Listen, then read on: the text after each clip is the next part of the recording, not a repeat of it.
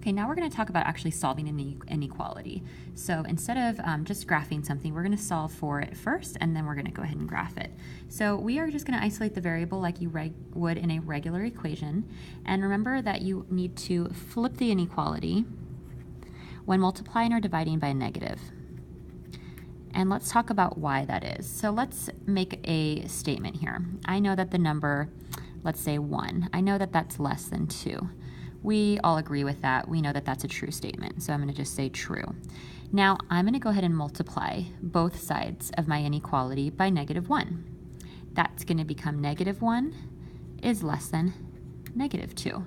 Now, if I look at my number line here, -1 is actually not less than -2.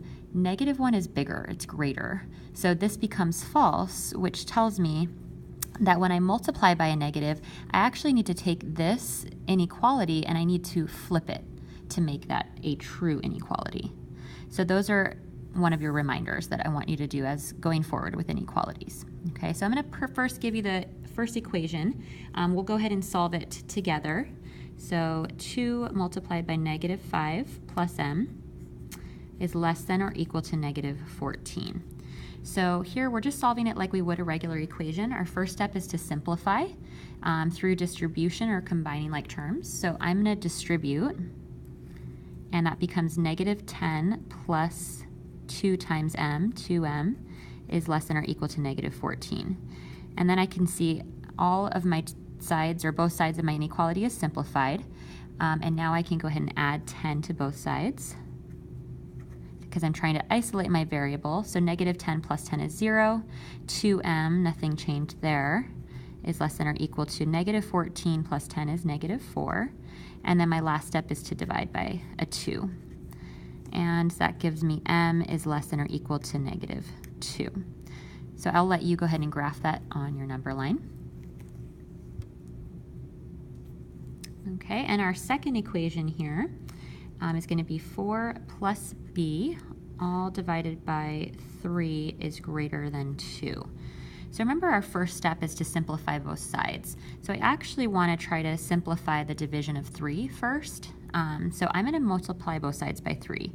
So I'm going to go ahead and do that, multiply both sides by 3. And the reason I'm doing that is so I don't end up working with fractions. So 3 divided by 3, that's 1. Any number divided by itself is 1. Now I get 4 plus b is greater than 2 times 3, which is 6. And then I can subtract a 4 on both sides. And we're left with b is greater than 2. So remember, that's going to be an open circle and all numbers that are bigger than 2. And then the last one I want to try with you together, before you try some on your own, we have -5x plus 4 is greater than 19. Okay, so for this problem here, we want to isolate our variable. Everything's simplified. So my first step is to isolate this variable, is to subtract the -4 to bring it to the other side of the inequality. So then I'm left with -5x is greater than 15.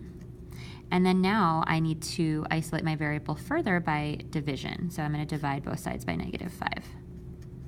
And when I divide by that -5, I end up with x is, now remember, when we divide by a negative, we actually have to flip our inequality so that it remains true. So instead of a greater than, it becomes less than -3.